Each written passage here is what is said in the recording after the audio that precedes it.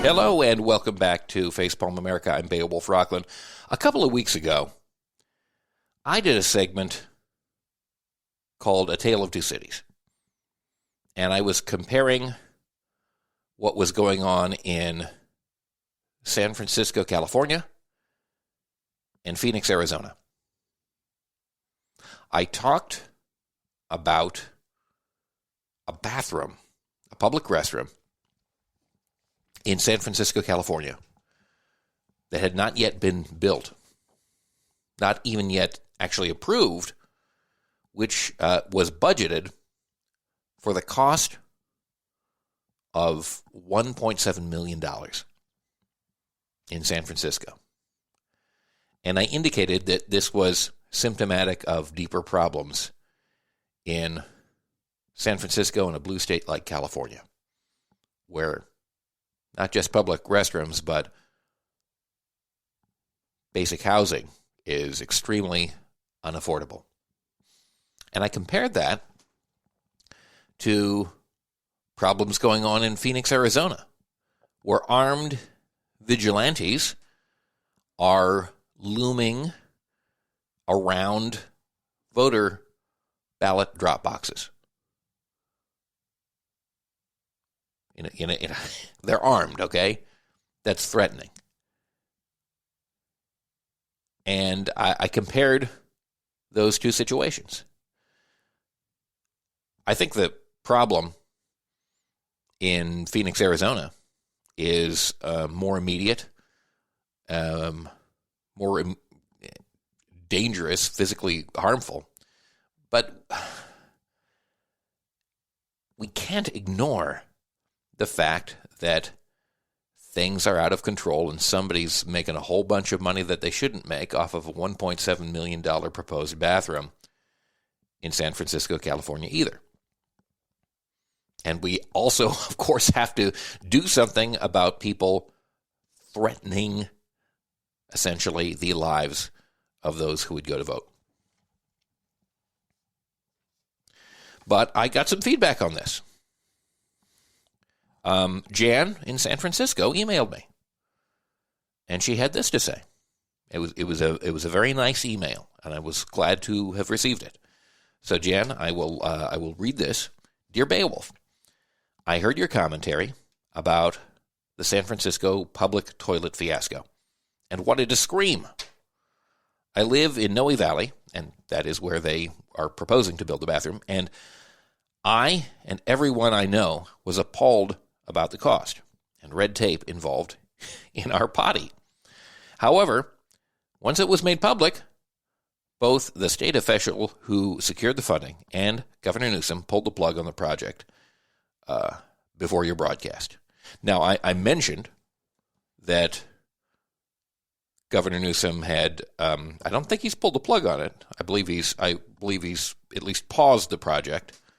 And I know that the state official who secured the funding has, at least in some sense, gone back to the drawing board. I don't know that a complete kibosh has been put on it. But she's correct that the reason the story came out is because those two things had happened. That's why I was able to report on it. Or, read the story.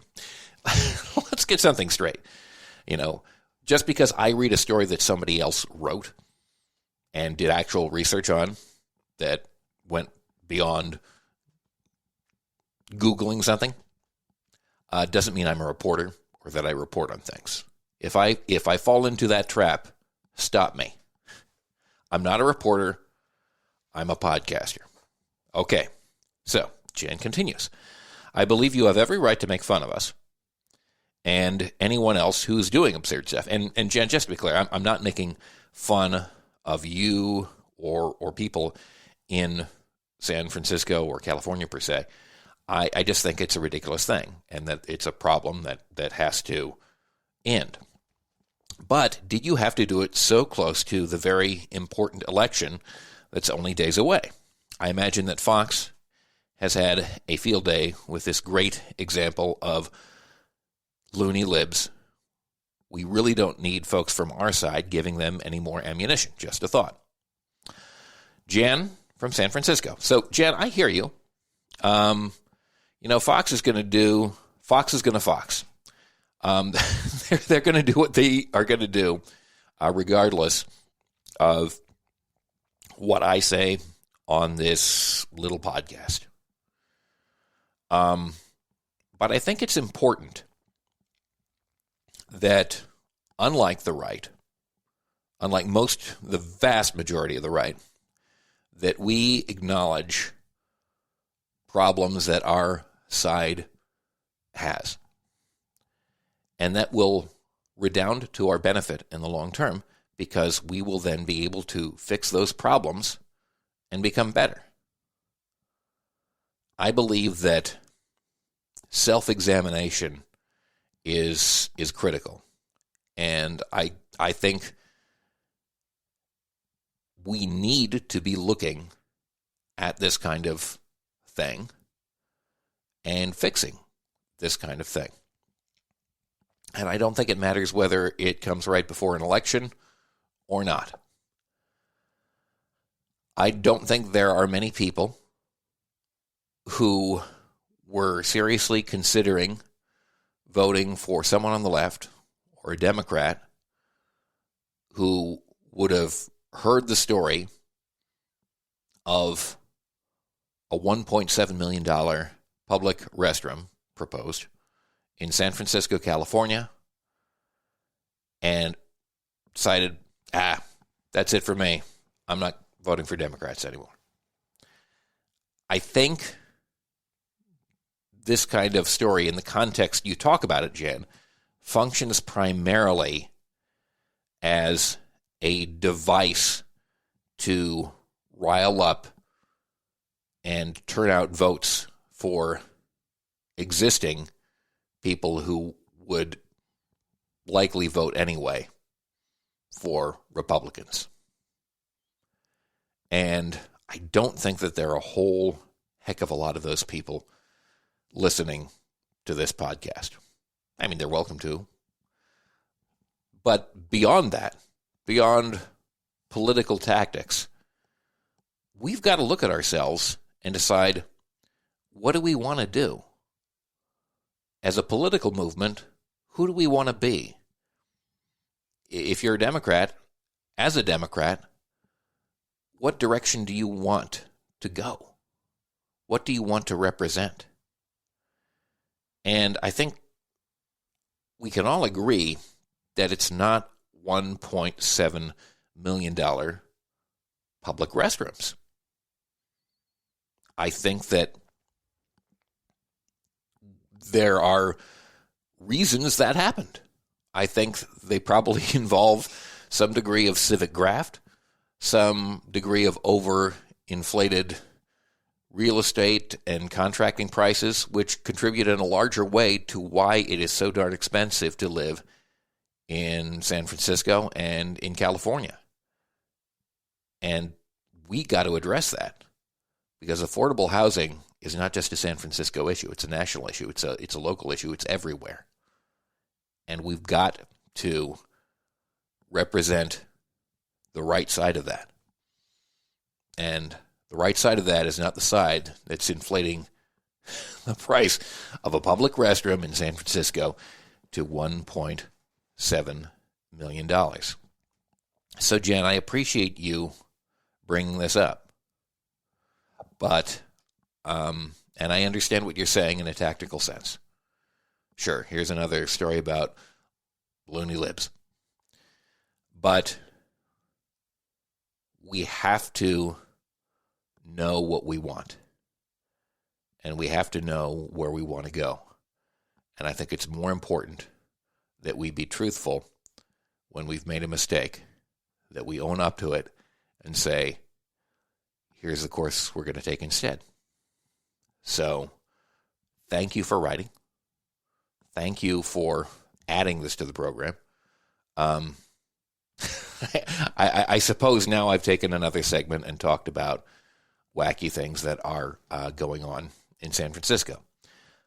But again, I think the greater good here is done by talking about it, especially in the context where you're comparing it with what's going on in Arizona,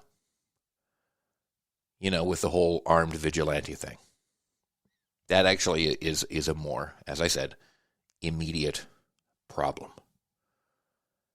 And if we don't have a democracy, we don't have anything. And ultimately, it may not be able to be won purely at the ballot box. I mean, you do have to vote. You go out and vote. I voted. Everyone I know has voted. You go out and vote. It is critical. It is important. By golly, you go out and do it. But we may have to do more than that. Because the thing is, and I think about this every time I hear a commentator saying that we've just got to go out and vote,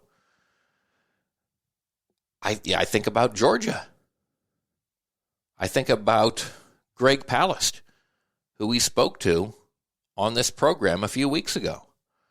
And the fact that people's names are removed from the voter rolls. That it's made insanely difficult in a lot of places to vote at all. And that's done deliberately and as a strategy. That votes are discounted en masse. There was a state I heard about today where something like 7,000 votes were going to be just discounted because of a mass printing inaccuracy on the outside of the ballot envelope. So, yeah, there's a bigger problem here that can't just be solved by going out and voting. We need to organize, and we need to be active, and we need to be engaged, and we need to protest, and we need to get organized. We need to get into the streets. We need to do a lot of things. Voting is just a start. We need to do much more than vote. We need to be active. We need to be out there. Because the right is doing much more than voting. The right is doing everything they can to make sure that you don't vote. So it's not quite as simple as that. By the way, I got a lovely note today from Greg Palast. His movie Vigilante talks about the voting shenanigans in the state of Georgia and how the governor, Brian Kemp, and his allies have just done everything possible to take people's votes away from them. You should check that out. Vigilante. You can go to gregpalast.com and find out more information there. I would strongly advise that you do that. If you would like to contact us like Jan in San Francisco did, please give us a call or a text at 202-656-6271 or email us, that is, at Beowulf, BEOWULF, at twosquaredmediaproductions.com. That's all spelled out, TWO squaredmediaproductions.com.